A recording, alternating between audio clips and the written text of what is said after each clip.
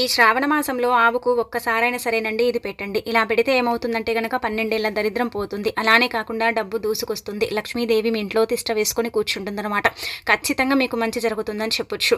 కాబట్టి ఈ శ్రావణ మాసంలో ఆవు కనిపించిన, ఆవు మీ ఇంటికొచ్చినా, లేకపోతే మీరు గోశాలకు వెళ్ళినా సరేనండి, ఇది కనుక పెట్టడం మాత్రం మీరు అస్సలు మర్చిపోకండి. ఇలా కనుక పెట్టుకున్నట్టయితే మంచి ఫలితం ఉంటుందని మనకు పురాణాలలో చెప్పబడుతుందనమాట.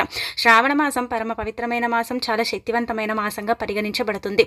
ఈ మాసంలో ఏంటంటే గనక ఎన్నో శుభకార్యాలు జరుగుతూ ఉంటాయి. అలానే కాకుండా చాలా శక్తివంతమైన మాసంగా కూడా పరిగణించబడుతుందన్నమాట. లక్ష్మీదేవికి చాలా ఇష్టమైన మాసంగా కూడా మనం చెప్పుకుంటూ ఉంటాం. అంటే వరలక్ష్మి పూజ చేసుకోవటం, అలానే కాకుండా ఏంటంటే గనక లక్ష్మీదేవిని నిష్ట నియమాలతో పూజించటం, ఇలాంటివన్నీ కూడా ఈ మాసంలో జరుగుతూ ఉంటాయి. ఈ మాసంలో ఎన్నో పెళ్లిళ్ళు, శుభకార్యాలు, అలానే కాకుండా నోములు, వ్రతాలు ఇవన్నీ కూడా ఈ మాసంలో మనం ఆచరిస్తూ ఉంటాం కదండి. కాబట్టి మనం ఏంటంటే గనక ఈ మాసంలో చక్కగా అండి ఆవుకి ఇది పెట్టాలన్నమాట. ఆవుకి ఎందుకు పెట్టాలనేది తెలుసుకునే ముందు ఒక చిన్న రిక్వెస్ట్ అండి, వీడియోని పూర్తిగా చూడండి, నచ్చితే లైక్ చేయండి, కొత్తగా చూస్తున్నట్టయితే సబ్స్క్రైబ్ చేసుకోండి. నార్మల్గా ఏంటంటే ప్రతి ఒక్కరు కూడా మానవ జీవితం అన్న తర్వాత ఎన్నో కష్టాలు ఉంటాయి, ఎన్నో ఒడిదుడుకులు ఉంటాయి, అన్నీ కూడా మనం ఎదుర్కొంటూ ఉంటాం. అయినప్పుడు కూడా మనకి ఏంటంటే కనుక ఇబ్బందులు తప్పవు కదండి, మనకు చాలా బాధలు వస్తూ ఉంటాయి. కొన్నిసార్లు ఏంటంటే కనుక మనం భరిస్తాము, కొన్నిసార్లు భరించలేక సహనాన్ని కోల్పోతూ ఉంటాము. ఎందుకు భగవంతుడు మమ్మల్ని ఇలా పరీక్షిస్తున్నాడు, మాకెందుకు ఇన్ని కష్టాలు ఇస్తున్నాడు, మేమేం తప్పు చేశాము అన్నట్టుగా ఏంటంటే కనుక మనమే ఏంటంటే నిలదీసుకుంటూ ఉంటాం.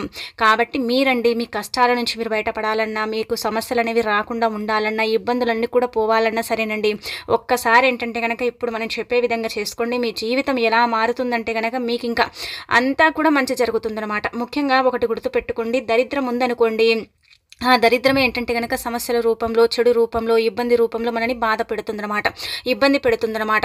అందుకే మనమే ముందుగా దరిద్రాన్ని తొలగించుకున్నామనుకోండి, మన దగ్గరికి ఇంకా ఏది రాకుండా ఉండటానికి అవకాశం ఉంటుంది. కాబట్టి ఈ విధంగా చేసుకోండి. శ్రావణ మాసం అనేది ఒక గొప్ప మాసంగా పరిగణించబడుతుంది. శ్రావణ మాసంలో తప్పనిసరిగా ఏంటంటే కనుక ఇంట్లో పూజ చేసుకున్నా, అలానే కాకుండా ఏంటంటే ఆవుకు కొన్ని పదార్థాలు పెడుతూ ఉంటారు.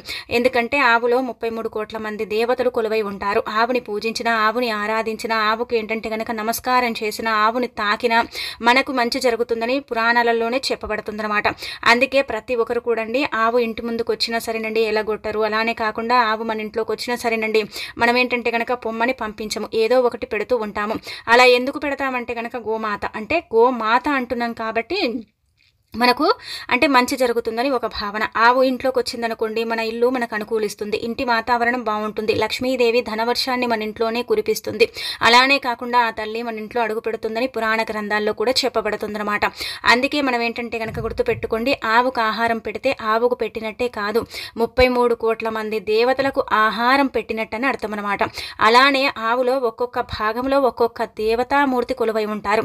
అలా 33 కోట్ల మంది దేవతలు ఆవుని ఆవులో కొలువై ఉంటారు. కాబట్టి కొన్ని సాంప్రదాయాల ప్రకారం కావచ్చు, మన హిందూ ధర్మం ప్రకారం కావచ్చు అండి, ఆవుని మనం పూజించడం జరుగుతుంది. ఆవుని ఏంటంటే కనుక మనము చక్కగా ఇలా ఆరాధించడం జరుగుతుందన్నమాట. ఆవు ఏంటంటే కనుక నార్మల్గా మన పల్లెల్లో అయితే మన ఇంటికి వచ్చినప్పుడు మనం బియ్యం కానీ, నీళ్లు కానీ, ఏదైనా సరే మన దగ్గర ఉండేది పెట్టి పంపిస్తాం. కొంతమంది పట్టణాలలో ఉంటారు కదండి, వాళ్ళకి ఏంటంటే కనుక ఇళ్ళ దగ్గరకు ఆవులు రావు, వాళ్ళు పెట్టలేరు, గోశాలకు వెళ్ళే పెట్టాలి కదా. కాబట్టి మీరు ఒక రోజు చూసుకోండి. ఈ రోజు ఆ రోజునే ఏం కాదు, శ్రావణ మాసం అంటే కనుక నార్మల్గా అన్ని మంచి రోజులే ఉంటాయి. ఇక్కడ అన్నీ కూడా ఏంటంటే కనుక మంచి రోజుగానే పరిగణించబడుతుంది కదా. మరి ఇంతటి మంచి రోజులలో ఏంటంటే కనుక మనమండి ఒక్కసారైనా సరే వీలు చేసుకొని చక్కగా ఉదయాన్నే లేచి శుచిగా స్నాన కార్యక్రమాలు చేసుకొని ఉతికిన వస్త్రాలు ధరించి మీరేంటంటే కనుక మీ దగ్గరలో ఉండే గోశాలకు వెళ్ళేసి చక్కగా ఆవుకి ఇది పెట్టండి. ఇలా పెట్టేటప్పుడు బలంగా కోరికలు కోరుకున్నా సరేనండి తప్పక జరగటానికి అవకాశం అయితే ఉంటాయన్నమాట. బలంగా ఏదైనా కోరిక తీరటం లేదు, అది ఖచ్చితంగా తీరాలి. ఆ కోరిక మాకు జరగాలండి, ఆ కోరిక జరగాలని మా మనసులో ఉంది కానీ మాకు జరగట్లేదు అనుకుంటారు కదా. అలాంటి వాళ్ళకు కూడా ఏంటంటే కనుక ఆవుకు ఆహారం పెట్టడం వల్ల ఆ కోరిక కూడా తీరిపోతుంది. మీరు కుబేరులాగా మారిపోతారు. లక్ష్మీదేవి అనుగ్రహం లేదు, లక్ష్మీ కటాక్షం మాకు కలగటం లేదు, ఆ తల్లి మమ్మల్ని అనుగ్రహించలేదు అని బాధపడతారు కదా. అలాంటి వాళ్ళకు కూడా ఖచ్చితంగా అండి ఏంటంటే లక్ష్మీ కటాక్షం అనేది సిద్ధిస్తుందన్నమాట. మీరేంటంటే ముందుగా గుర్తుపెట్టుకోండి, ఆవు దగ్గరికి వెళ్ళగానే వెంటనే ఏంటంటే కనుక మనం తీసుకెళ్లిన ఆహారం పెట్టకూడదు. ఆవు దగ్గరికి వెళితే తప్పనిసరిగా ఆవుని ముందుగా ఏంటంటే కనుక బొట్టు పెట్టి, ఆ తర్వాత ఆవుని తాకి, ఆ తర్వాత మనం తీసుకెళ్లిన ఆహారం సంకల్పం చెప్పుకొని పెట్టాలి. అందుకే మీరు ఇక్కడ ఏంటంటే కనుక మీకు ఉద్యోగం రావాలన్నా, అలానే కాకుండా ఏంటంటే మీకు బాగా కలిసి రావాలన్నా సరేనండి బెల్లం తీసుకోండి, బియ్య పిండి తీసుకోండి. ఇదేంటంటే కనుక ఉద్యోగ ప్రాప్తి కలగటానికి 99% ఫలించే పరిహారం అని చెప్పొచ్చు. 99% మంది ఏంటంటే కనుక దీన్ని ఆచరిస్తారని మనకు పురాణ గ్రంథాల్లో చెప్పబడుతుందన్నమాట. అందుకే బెల్లం బియ్యపిండిని తీసుకుని ముద్దలాగా చెయ్యండి. అంటే బియ్యపిండిలో మీరు ఏంటంటే కనుక బెల్లాన్ని కలిపేసి కూడా ముద్దలాగా చేయొచ్చు, లేదంటే కనుక బియ్యం రొట్టెని చేసేసి చక్కగా అంటే బెల్లం నీళ్లు పోసేసి బియ్యం రొట్టెని చేసి కూడా ఏంటంటే కనుక తీసుకెళ్ళి ఆవుకు పెట్టవచ్చు. ఇంకా అది మన ఇష్టం అనమాట. అలా కూడా తీసుకెళ్ళి పెట్టుకోవచ్చు, ఇలా కూడా నార్మల్గా ఏంటంటే కనుక మనం తీసుకెళ్ళి పెట్టొచ్చండి. అలా పెట్టుకోవడం వల్ల కూడా ఫలితాలు అయితే ఉంటాయి. ఖచ్చితంగా మార్పుని మనం చూడగలుగుతాము. ఆవు నుదుటి భాగాన తాకితే 33 కోట్ల మంది దేవతలు తాకినట్టే. ఆవును ఏంటంటే కనుక చక్కగా నమస్కారం చేసుకుని మన కోరిక చెబితే ఆ 33 కోట్ల మంది దేవతలండి ఆ యొక్క కోరికను వింటారనమాట. అలానే కాకుండా ఏంటంటే ఆ దేవతల యొక్క అనుగ్రహంతో ఏంటంటే మనకు మంచి జరుగుతుంది. అలానే కాకుండా దేవుళ్ళు దేవతల యొక్క అనుగ్రహం కలిగి సకల శుభాలు చేకూరుతాయి. ఉద్యోగం లేక నరకం చూసేవారికి ఉద్యోగ ప్రాప్తి కలుగుతుంది. అలానే కాకుండా ఉద్యోగంలో ఇబ్బందులు ఉండేవారికి మంచి జరుగుతుంది. కాబట్టి శ్రావణ మాసం వెళ్ళే లోపు కానీ శ్రావణ మాసంలో ఒక్కసారైనా సరేనండి ఆవుకు నమస్కారం చేయండి. ఆవుని తోక భాగంలో తాకండి. అలానే కాకుండా ఆవుకి ఏంటంటే కనుక ఆహారం పెట్టండి. ఇలా పెట్టుకోవడం వల్ల అయితే మంచి రిజల్ట్ని మీరు చూసే అవకాశం అయితే ఉంటుందన్నమాట.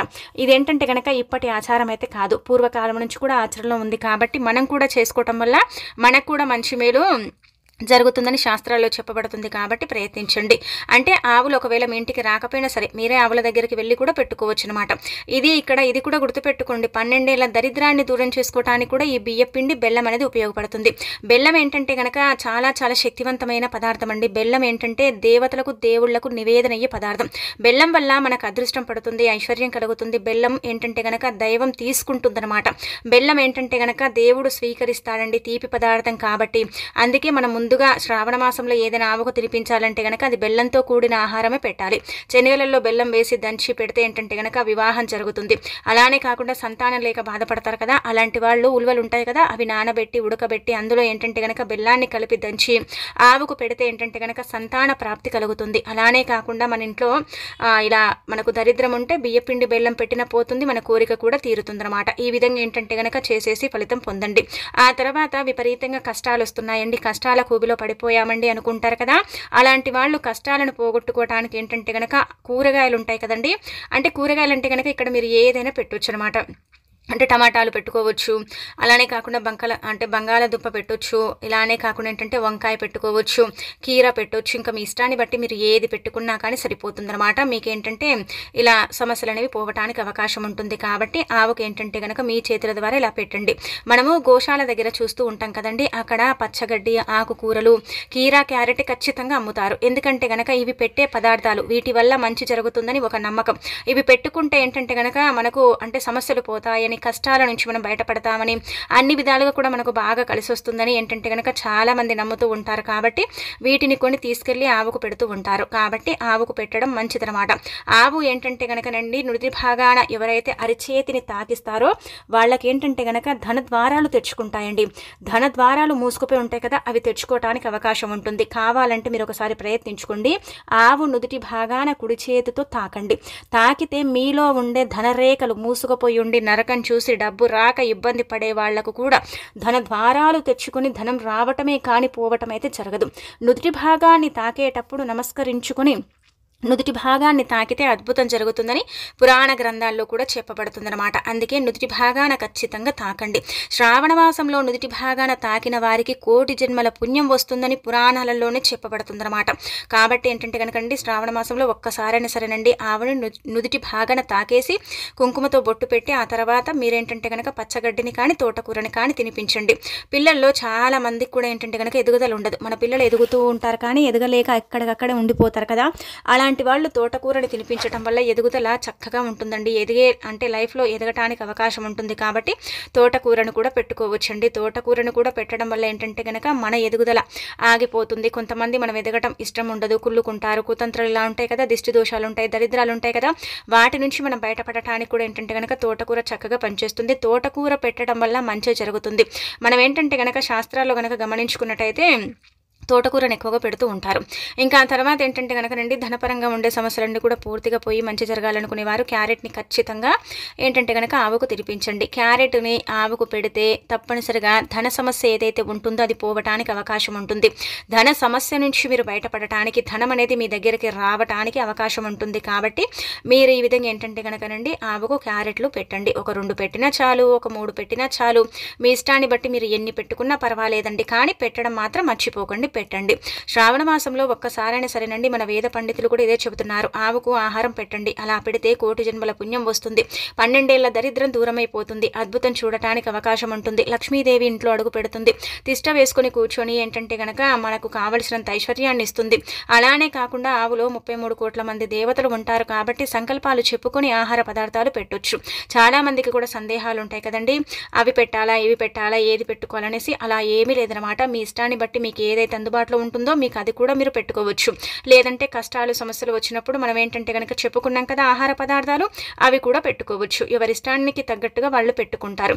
మనం ఏంటంటే కనుక ఇలా ఇంటి ముందు కావచ్చిందనుకోండి, మీరు ఏంటంటే కనుక శ్రావణ మాసంలో ఏది లేదు మా ఇంట్లో మేము పెట్టుకోలేనంత పరిస్థితిలో ఉన్నామంటే ఒక బకెట్ నీళ్ళు ఏంటంటే కనుక ఆవు ముందు పెట్టండి. ఆ గోమాత ఆ నీటిని తాకేసి మీకు ఏంటంటే కనుక ఐశ్వర్యాన్ని ఇచ్చి వెళుతుందన్నమాట. ఇంకా అలానే కాకుండా ఆవు ఈ యొక్క శ్రావణ మాసంలో ఇంట్లోకి వచ్చిందనుకోండి, రానివ్వండి. అలా వస్తే కూడా మంచిదనమాట. అలా వస్తే కూడా మనకు మంచి జరుగుతుంది. ఇంకా సాక్షాత్తు ఆ 33 కోట్ల మంది దేవతలు మన ఇంట్లో సంచరించినట్టు, మన ఇంట్లోకి వచ్చినట్టు, మన ఇల్లంతా కూడా కలియదిరిగినట్టు అని మనం అర్థం చేసుకుని మన ఇంట్లోకి ఏంటంటే కనుక తోలుకోవాలన్నమాట ఆవు వస్తే. ఇంకా తర్వాత ఏంటంటే కనుక మీరు పచ్చగడ్డి పెడితే కూడా మంచి జరుగుతుందండి. అలానే కాకుండా ఇంట్లో ఏంటంటే కనుక విపరీతంగా కష్టాలు ఉంటాయి, సమస్యలు ఉంటాయి, చాలా బాధలు పడిపోతూ ఉంటాం, ఇబ్బందులు ఎదుర్కొంటాం కదా. అలాంటి వాళ్ళు ఏంటంటే కనుక గోపంచకం అంటే గోమూత్రం ఉంటుంది కదా, గోమూత్రం అంటారు, గోపంచకం అంటారు, ఇలా రకరకాలుగా పేర్లతో పిలుస్తూ ఉంటారండి. ఇలా పిలిచినప్పుడు కూడా గోపంచకమే అంటూ ఉంటాం కదా. కొంతమంది ఏంటంటే కనుక గోతీర్థం అంటారండి. ఇలా ఏంటంటే కనుక గోమూత్రాన్ని ఇంటికి తెచ్చుకోండి. అలా తెచ్చేసుకున్న తర్వాత ఇంట్లో ఏంటంటే కనుక పసుపు నీళ్లు చల్లేటప్పుడు ఈ గోమూత్రాన్ని ఏంటంటే కనుక కొంచెం అంటే ఒక చిన్న బాటిల్ మూతంతా ఏంటంటే కనుక అది కలిపేసి చక్కగా ఇల్లంతా కూడా చల్లేయండి. అలా చల్లితే ఏమవుతుందంటే కనుక ఇంట్లో అంటే నెగిటివిటీ ఉంటూ ఉంటుంది, మనకు తెలియకుండా నెగిటివ్ అనేది స్ప్రెడ్ అవుతూ ఉంటుంది. మన ద్వారా కూడా మన ఇంట్లోకి రాదా అండి చెడు. అలా రాకుండా ఉండటానికి ఏంటంటే కనుక ఇది కనుక మనం చల్లుకుంటే అంతా కూడా చెడిపోతుందన్నమాట, మంచి జరుగుతుందన్నమాట. మంచి ఫలితాలను కూడా మనం చూడటానికి అవకాశం ఉంటుంది. ఇల్లు అనుకూలిస్తుంది, ఇంటి వాతావరణం బాగుంటుంది, ఇబ్బందులు అనేవి లేకుండా ఉండటానికి కూడా అవకాశం ఉంటుంది. కాబట్టి ఇది కూడా మీరు ఏంటంటే కనుక ప్రయత్నం చేసుకోండి. మీ ఇంట్లో ఇప్పటి వరకు గోబొమ్మ లేదనుకోండి, శ్రావణ మాసం పరమ పవిత్రమైన మాసం కాబట్టి మీ ఇంటికి ఏంటంటే కనుక ఆవు బొమ్మని తెచ్చేసి మీ ఇంట్లో పెట్టుకోండి. ప్రతి దినం కూడా ఏంటంటే కనుక మీరు బయటికి వెళ్ళేటప్పుడు అంటే ఇంటికి మనము తిరిగి వచ్చేంత వరకు కూడా టెన్షన్ ఉంటుందండి. ఇప్పుడు ఉండే సిచ్యువేషన్ల ప్రకారం బయటికి వెళ్తే ఇంటికి వచ్చే వరకు కూడా టెన్షన్స్ ఉంటాయి, ఏం జరుగుతుందో ఏమవుతుందో అన్నట్టుగా మనం వింటూ ఉంటాం కదా అప్పుడప్పుడు కొన్ని షాకింగ్ వార్తలు ఇలాంటివి. అలా జరగకుండా ఉండటానికి ఏంటంటే కనుక ఇంట్లో నుంచి బయటికి వెళ్ళేటప్పుడు ఆవు బొమ్మని తాకి నమస్కారం చేసుకుని వెళితే మాత్రం మీకు ఎలాంటి ఇబ్బంది ఉండదు. ఎలాగైతే మీరు ఇంట్లో నుంచి హ్యాపీగా వెళతారో తిరిగి అలాగే హ్యాపీగా ఇంటికి రావడానికి అవకాశం ఉంటుంది. కాబట్టి ఆవు బొమ్మ లేకుంటే తెచ్చి ఇంట్లో పెట్టుకొని పూజించుకోండి, మీకు మంచి జరుగుతుందన్నమాట.